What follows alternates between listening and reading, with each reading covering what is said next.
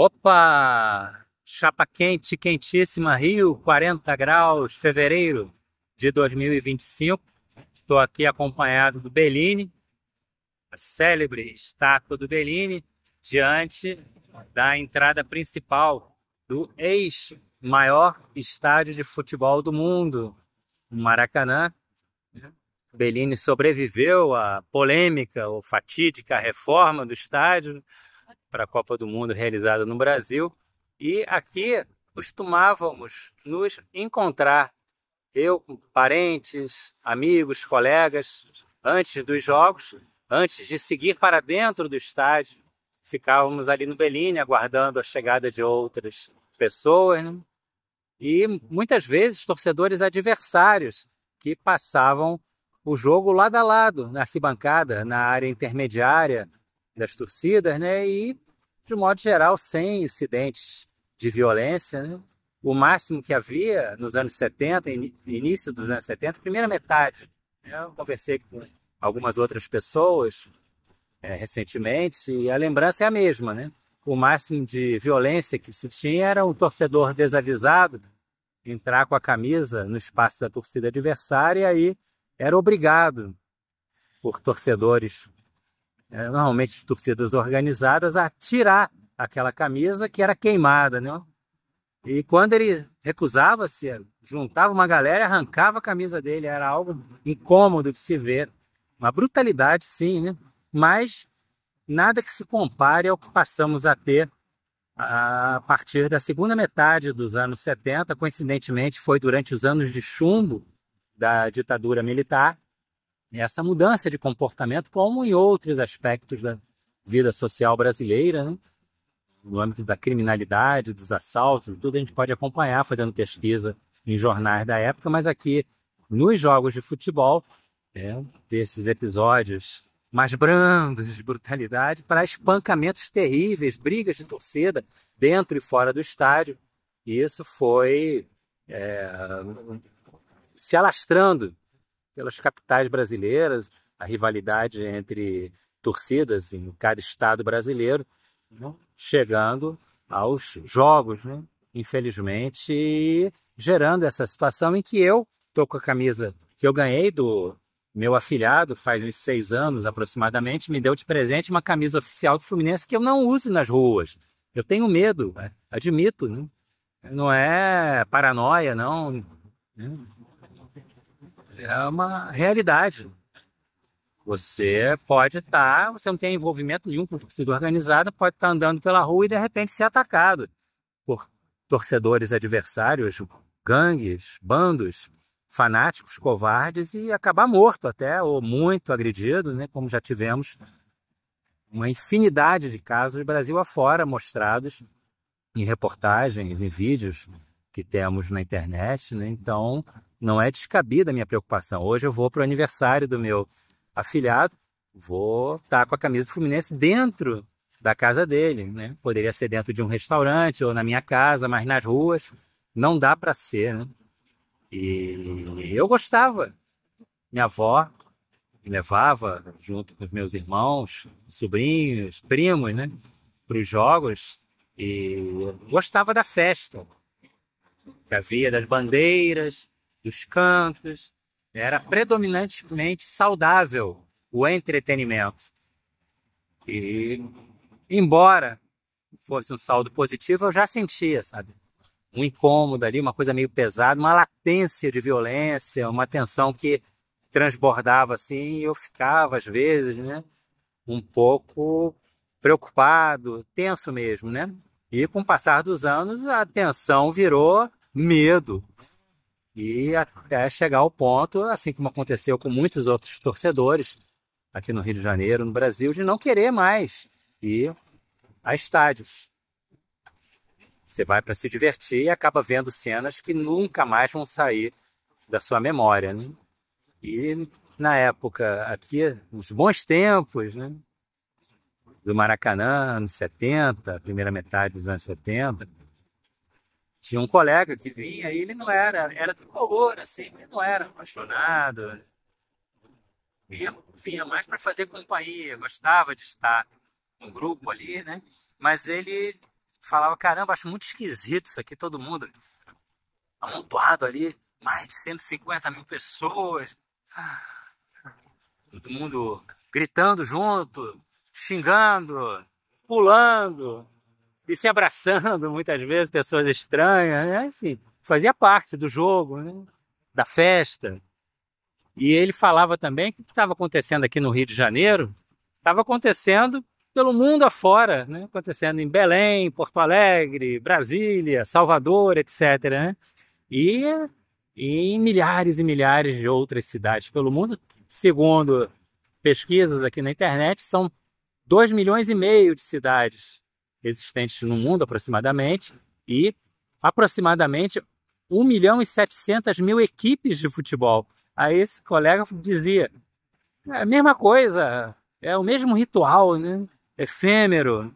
Aí acabar a rodada, a pessoa acabou o jogo, a torcida vai para casa, uns felizes, alegres, outros frustrados, tristonhos, né? E isso daqui a pouco muda. No ano que vem o seu time, que está muito bem, vai ficar mal, e assim vai sendo os ciclos do futebol. E fala, cara, será que vale a pena prestigiar esse tipo de triunfo do efêmero? Isso aí foi uma expressão que me ocorreu tempos depois para escrever um artigo jornalístico. Mas tem um outro aspecto além desse, que é a loteria da vida se impondo mais uma vez, né? Eu nasci numa casa onde a maioria das pessoas era tricolor, carioca, fluminense. Do lado eram colegas de rua, flamenguistas, porque os pais dele, os avós, eram flamenguistas, assim como tinham os vascaínos mais adiante na rua, botafoguenses, né? Uma mega loteria. Então são muitos os aspectos envolvidos, além de outros que me desanimaram. Eu não só parei de frequentar estádios, mais de 20 anos que eu não entro no estádio. A última vez foi não aqui no Maracanã, mas no Engenhão Olímpico, né?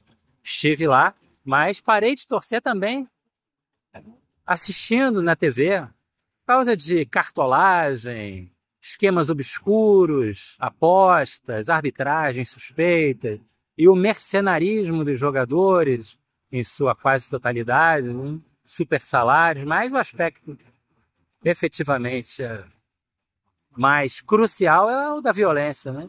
A meu ver, injustificável, que estraga o que possa haver de festa. Eu gostava muito, realmente, como eu disse, mas desgostei, descurti. Em 2023, admito, o Fluminense engrenou na Libertadores e realizou o sonho da minha avó, que já estava no plano espiritual, foi campeão da Libertadores, e eu cheguei a acompanhar ali, até com um certo fervor, né? Depois abrandou de novo, estou aposentado novamente, né? Até que surge uma outra possibilidade, talvez, ou então Copa do Mundo. Eu gosto de assistir algumas partidas da Copa do Mundo. Mas, quanto à violência no início de 2025, no fim de 2024, tivemos uma nova lei entrando em cena, a Lei Geral do Esporte, em novembro de 2024, com a revogação do antigo Estatuto do Torcedor, que não tinha dado jeito na questão da violência, dentro e fora dos estádios, né? E depois de novembro já tivemos outros episódios brutais, terríveis de violência, como um ônibus. Eu acho que esse episódio foi no fim de 2024, mas um ônibus de torcedores mineiros foi cercado na estrada por grupo de torcedor, premeditadamente por um grupo de torcedores paulistas, 2 clubes ali, né? E o massacre, que foi gravíssimo esse episódio. Houve também em Pernambuco, né? Uma série de incidentes que levaram alguém a dizer que era uma questão de Estado, governos, poderes, instituições, entidades tinham que se unir para conseguir promover mudanças efetivas para que a barbárie tenha fim, né? Porque eu acho que só mesmo com medidas muito drásticas, exemplares, para que torcedores, que não podemos nem chamar de torcedores, gangues, fanáticos, marginais, covardes, né, parem de agir como continuam a agir, né? E na prática nada muda, ou até piora, né? Então é evidente que não dá para ficar de conversinha ou no âmbito ali das burocracias, né? Não importa se na esfera legal, penal, criminal, institucional, de alguma maneira tem-se que resolver com punição severa, mas assim, severíssima, que possa efetivamente levar outros marginais, fardados, né, uniformizados, de torcedores, a ficarem intimidados, pensarem não 2 vezes, 200 vezes, e até a gente conseguir uma mudança para que o entretenimento deixe de ser esse circo trágico, horrendo que a gente tem tido, né? E tal, pensei aqui, pode ser ingenuidade ou, sei lá, algo que não funcionaria na prática, mas campanhas de conscientização, mas no nível espelho, espelho meu, esfregar na cara desses marginais, desses monstros covardes, o quão eles estão doentes, né? Envolvidos com rotinas, atividades práticas injustificáveis, né? Imperdoáveis até, né? Uma cadeia muito braba para essas pessoas, né? Mas que elas possam se olhar no espelho por meio de campanhas, né? Nas mídias, né? Falar com todas as letras: olha, você está gravemente adoecido, você tem um problema seríssimo, você está estragando a festa de milhares e milhares de outros torcedores, mas você está estragando a sua vida também com esse caminho que você escolheu. Enfim, dias melhores para a festa do futebol, que eu possa algum dia, quem sabe, voltar ao estádio para me sentir bem, predominantemente, né? Assistindo a um bom jogo de futebol também, torcendo por isso. Mas valeu, muito obrigado aí pela companhia, pela audiência, pela possibilidade de troca de informações, conteúdos, mensagens, comentários, seja o que for, que possa levar a gente para frente, elevar o nível vibracional energético do nosso país em todas as esferas, em todas as conjunturas da vida. Grande, imenso abraço para todos os torcedores de todas as torcidas.